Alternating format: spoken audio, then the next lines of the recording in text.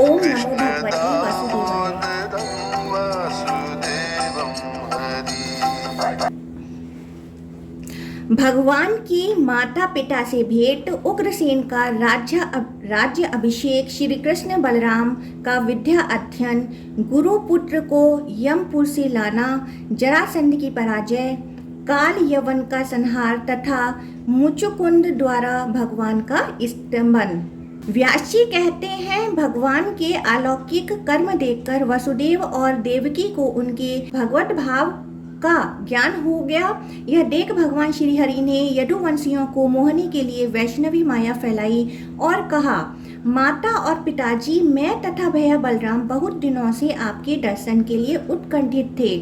आज दीर्घ काल के बाद हमें आपका दर्शन मिला है। जिसका समय माता पिता की सेवा किए बिना ही बीतता है, उस पुत्र का जीवन व्यर्थ है। वह जननी को कष्ट देने वाला माना गया है। साधु पुरुषों में उसकी निंदा होती है। तात जो गुरु देवता ब्राह्मण और माता पिता का पूजन सत्कार करते हैं, उन्हीं का जन्म सफल होता है। पिताजी, हम लोग कंस के बल और प्रताप से पराधीन हो गए थे, अतः हमारे द्वारा जो अपने कर्तव्य का उल्लंघन हुआ है वह सब आप क्षमा करें।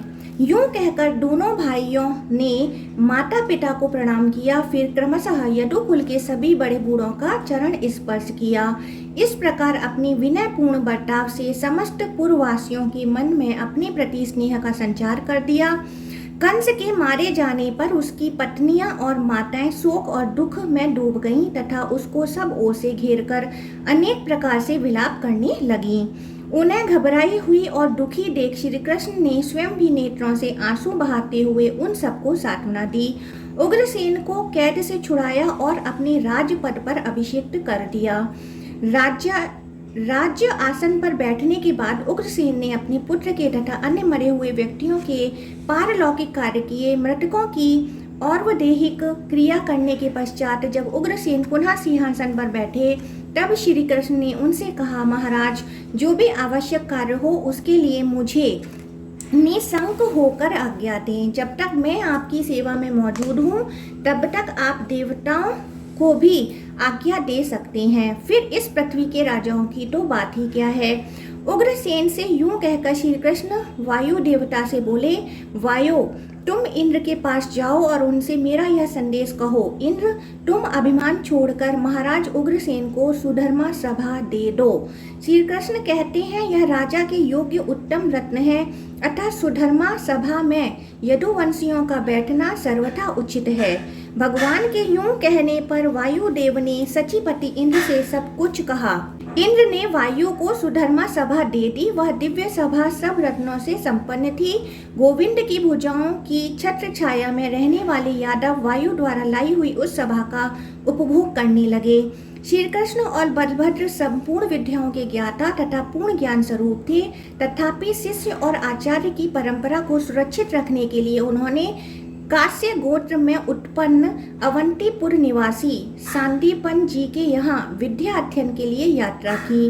बलराम और श्री कृष्ण दोनों भाई शिष्यता ग्रहण करके निरंतर गुरु सेवा में लगे रहते थे। उन्होंने अपने आचरण द्वारा सबको शिष्य के कर्तव्य का उपदेश दिया। 64 दिनों में ही रहस्य और संग्रह, अस्त्रों के उपसंहार सहित धनुर्वेद का उन्हें पूर्ण ज्ञान हो गया। यह एक अद्भुत बात थी। उनके अलौकिक और अनहोने कर्मों को देखकर गुरु ने ऐसा समझा कि साक्षात सूर्य और चंद्रमा इन दोनों के रूप में मेरे यहाँ आए हैं। एक बार बताने मात्र से ही संपूर्ण अस्त्र शस्त्रों का उन्हें ज्ञान हो गया। पूरी विद्या पढ़कर उन्होंने गुरु से कहा, भगवान, आपको क्या गुरु दक्षिणा दी जाए, बताइए। परम बुद्धिमान गुरु ने भी उनसे अलौकिक कर्म का विचार करके अपने मरे हुए पुत्र को मांगा, जो प्रभास क्षेत्र में समुद्र के भीतर डूब गया था। तब बलराम और श्री कृष्ण हथियार लेकर समुद्र तट पर गए और समुद्र से बोले, मेरे गुरु के पुत्र को ले आओ। समुद्र ने हाथ जोड़कर कहा, भगवान, मैंने सांदीपनी के पुत्र का अपहरण नहीं किया है। मेरे भीतर पंचजन नामक एक दैत्य रहता है, उसका आकार शंख का सा है। उसी ने उस बालक को पकड़ लिया था। वह दैत्य आज भी मेरे जल में मौजूद है। समुद्र के यूं कहने पर भगवान ने जल में प्रवेश करके पंचजन को मार डाला और उसकी युक्तियों का उत्तम संग ग्रहण किया। उसका शब्द सुनकर दैत्यों का बल क्षीण होता, देवताओं की शक्ति बढ़ती और अधर्म का नाश होता है। तदंतर भगवान श्री कृष्ण और बलवान बलराम जी यमपुरी में गए। वहां उन्होंने शंखनाद किया और व्यवस्वत यम को जीतकर गुरु के पुत्र को प्राप्त कर लिया। वह बेचारा वहां नरक की यातना भोग रहा था। उसे पहले जैसा शरीर प्रदान कर दोनों भाइयों ने गुरु को अर्पित किया। तत्पश्चात वे दोनों बंधु उग्रसेन द्वारा पालित मथुरापुरी में चले आए। उनके आगमन से मथुरा के सभी स्त्री पुरुष प्रसन्न हो गए। महाबली कंस ने जरासंध की पुत्री अस्थि और प्राप्ति से विवाह किया था। जरासंध मगध देश का बलवान राजा था। वह बहुत बड़ी सेना साथ लेकर अपने दामाद को मारने वाले यदुवंशियों सहित श्री कृष्ण का वध करने के लिए क्रोधपूर्वक आया। मथुरा के पास पहुंचकर उसने उस पुरी को चारों ओर से घेर लिया। उसके साथ 23 अक्षयणी सेना थी। बलराम और श्री कृष्ण थोड़े से सैनिकों को साथ ले नगर से बाहर निकले और उसके बलवान योद्धाओं के साथ युद्ध करने लगे। उस समय उन्हें अपने पुरातन आयुधों को ग्रहण करने की इच्छा हुई। उनके मन में ऐसा संकल्प आते ही सुदर्शन चक्र, सांग, धनुष, बाणों से भरा हुआ अक्षय तूणीर और कोमोद की गदा, ये सभी अस्त्र श्री कृष्ण के हाथ में आ गए। इसी प्रकार बलदेव जी के हाथ में भी उनके अभीष्ट अस्त्र हल और मूसल आ गए। उन दिव्य अस्त्रों को पाकर श्री कृष्ण और बलराम ने महाराज जरासंध को सेना सहित युद्ध में परास्त कर दिया और फिर वे अपनी पुरी में लौट आए। दुराचारी जरासंध परास्त होकर भी जीते जी लौट गया था, अतः श्री कृष्ण ने उसे हारा हुआ नहीं समझा। वह पुनः बहुत बड़ी सेना के साथ मथुरा पर चढ़ आया और बलराम तथा श्री कृष्ण से परास्त होकर भाग खड़ा हुआ। इस प्रकार अत्यंत दुर्मद मगध राज ने श्री कृष्ण आदि यदुवंशियों के साथ 18 बार लोहा लिया, परंतु प्रत्येक युद्ध में उसे यदुवंशियों द्वारा मुंह की खानी पड़ी। यद्यपि उसके पास सेना अधिक थी तो भी थोड़ी सी सेना वाले यादवों ने उसे मार भगाया। इन अनेक युद्धों में लड़ने पर भी जो यदुवंशियों की सेना सुरक्षित रह गई, यह चक्रपाणि भगवान विष्णु के अंशभूत श्री कृष्ण के सामीप्य की महिमा थी। भगवान श्री कृष्ण शत्रुओं पर जो अनेक प्रकार के अस्त्र चलाते थे, यह मनुष्य धर्म का पालन करने वाले जगदीश्वर की लीला थी। जो मन से ही संसार की सृष्टि और संहार करते हैं, उन्हें शत्रु पक्ष का विनाश करने में कितने ऊधम की आवश्यकता है। तथापि मनुष्य के धर्म का अनुसरण करते हुए बलवानों से संधि और हीन बल वालों के साथ युद्ध करते थे। कहीं साम दान और कहीं भेद की नीति दिखाते हुए कहीं कहीं पर दंड नीति का भी प्रयोग करते थे और आवश्यकता होने पर कहीं युद्ध से पलायन भी करते थे। इस प्रकार वे मानव शरीर की चेष्टा का अनुसरण करते थे। वास्तव में यह जगदीश्वर की लीला है जो उनकी इच्छा के अनुसार होती है। दक्षिण में एक यवनों का राजा रहता था। उसने अपने पुत्र काल यवन को अपने राज्य पर अभिषिक्त किया और स्वयं वन में चला गया। काल यवन बल के मध्य से उन्मत्त रहता था। एक बार उसने नारद जी से पूछा, पृथ्वी पर बलवान राजा कौन कौन से हैं? नारद जी ने यादवों को बतलाया। उसने हाथी, घोड़े और रथ सहित खरबों म्लेच्छों की सेना साथ लेकर यादवों पर आक्रमण की तैयारी की। वह प्रतिदिन विच्छिन्न गति से यात्रा करता हुआ मथुरा को गया। यादवों के प्रति उसके हृदय में बड़ा अमर्ष था। उसके आक्रमण का समाचार जानकर श्री कृष्ण ने सोचा, यदि काल यवन ने आकर यादवों की सेना का संहार कर दिया तो अवसर देखकर मगध राज जरासंध भी आक्रमण करेगा, और यदि पहले जरासंध ने ही आकर हमारी सेना को छीण कर दिया तो बलवान काल यवन बचे कुचे सैनिकों को मार डालेगा। अहो, यदुवंशियों पर दोनों प्रकार से संकट उपस्थित है, अतः इससे बचने के लिए मैं यादवों के निमित्त अत्यंत दुर्जय दुर्ग का निर्माण करूंगा, जहां रहकर स्त्रियां भी युद्ध कर सकती हैं। फिर वृष्णियों और यादवों की तो बात ही क्या, यदि मैं सोया अथवा बाहर गया हूँ तो भी उस दुर्ग में रहने पर दुष्ट शत्रु यादवों को अधिक कष्ट ना दे सकें। यह सोचकर गोविंद ने समुद्र से 12 योजन भूमि मांगी और उसी में द्वारकापुरी का निर्माण किया। उसमें बड़े बड़े उद्यान शोभा पाते थे। उसकी चार दीवारी बहुत ऊंची थी। सैकड़ों सरोवरों से वह पुरी सुशोभित हो रही थी। उसमें सैकड़ों परकोटे बने हुए थे। वह पुरी इंद्र की अमरावती सी मनोहर जान पड़ती थी। भगवान श्री कृष्ण ने मथुरा के निवासियों को वहां पहुंचा दिया और जब काल यवन समीप आ गया तब वे स्वयं मथुरा लौट आए। मथुरा के बाहर काल यवन की सेना का पड़ाव था। श्री कृष्ण अस्त्र शस्त्र लिए बिना ही मथुरा से बाहर निकले। काल यवन ने उन्हें देखा और यह जानकर कि ये ही वासुदेव हैं, बिना अस्त्र शस्त्र के ही उनका पीछा किया, जिन्हें बड़े बड़े योगी अपने मन के द्वारा भी नहीं प्राप्त कर सकते। उन्हीं भगवान को पकड़ने के लिए काल यवन उनके पीछे पीछे चला। उसके पीछा करने पर श्री कृष्ण भी एक बहुत बड़ी गुफा में प्रवेश कर गए, जहां महापराक्रमी मुचुकुंद सोए हुए थे। काल यवन ने भी उस गुफा में प्रवेश करके देखा। एक मनुष्य सो रहा है। उसे श्री कृष्ण समझकर उसे खोटी बुद्धि वाले यवन ने लात मारी।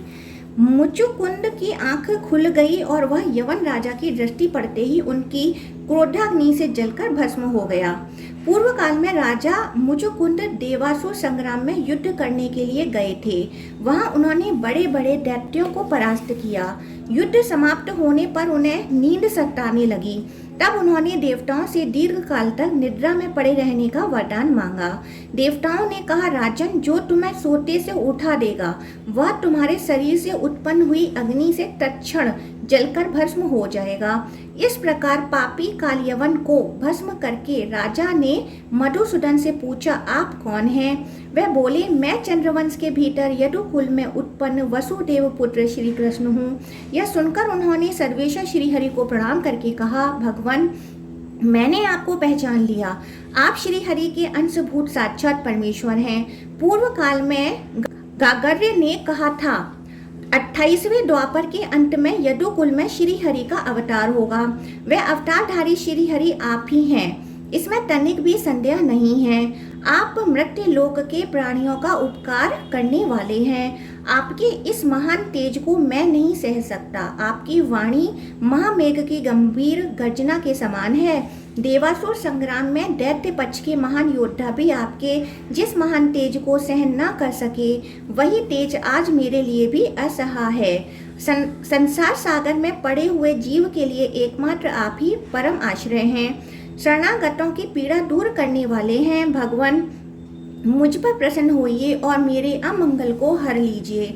आप ही समुद्र, पर्वत, नदी, वन, पृथ्वी, आकाश, वायु, जल, अग्नि तथा पुरुष हैं। पुरुष से भी परे जो व्यापक, जन्म आदि विकारों से रहित, शब्द आदि से शून्य, सदा नवीन तथा वृद्धि और क्षय से रहित तत्व है, वह भी आप ही हैं। देवता, पितर, यक्ष, गंधर्व, राक्षस, सिद्ध, अप्सरा, मनुष्य, पशु, पक्षी, सर्प, मृग तथा वृक्ष सब आपसे ही उत्पन्न हुए हैं। इस चराचर जगत में जो कुछ भी भूत या भविष्य, मूर्त या अमूर्त अथवा स्थूल या सूक्ष्मतर वस्तु है, वह सब आपके सिवा कुछ भी नहीं है। भगवान, इस संसार चक्र में आध्यात्मिक आदि तीनों तापों से पीड़ित हो सदा भटकते हुए मुझे कभी शांति नहीं मिली। नाथ, मैंने मृग तृष्णा से जल की आशा करके दुखों को ही सुख समझकर ग्रहण किया, अतः वह सदा मेरे लिए संताप के ही कारण हुए। प्रभो, राज्य, पृथ्वी, सेना, कोष, मित्र, पुत्र, पत्नी, भृत्य और शब्द आदि विषय, यह सब कुछ मैंने सुख बुद्धि से ग्रहण किया, परंतु देवेश्वर, परिणाम में ये सब मेरे लिए संताप प्रद ही सिद्ध हुए हैं। नाथ, देवलोक की उत्तम गति को प्राप्त देवताओं को भी जब मुझसे सहायता लेने की इच्छा हुई, तब वहाँ भी नित्य शांति कहाँ है? आप संपूर्ण जगत के उद्गम स्थान हैं। परमेश्वर, आपकी आराधना किए बिना सनातन शांति कौन पा सकता है? जिनका चित्त आपकी माया से मोहित है, वह जन्म, मृत्यु और जरा आदि कष्टों को भोग कर अंत में यमराज का दर्शन करते हैं। तदंतर सैकड़ों पासों में आबद्ध हो नरकों में अत्यंत दारुण दुख भोगते हैं। यह विश्व आपका स्वरूप है। परमेश्वर, मैं अत्यंत विषयी हूँ और आपकी माया से मोहित होकर ममता के अगाध गर्त में भटक रहा हूँ। वही मैं आज अपार एवं स्तवन करने योग्य आप परमेश्वर की शरण में आया हूँ, जिससे भिन्न दूसरा कोई परम पद नहीं है। मेरा चित्त सांसारिक श्रम से संतप्त है, अतः मैं निर्माण स्वरूप आप परम धाम परमात्मा की अभिलाषा करता हूँ।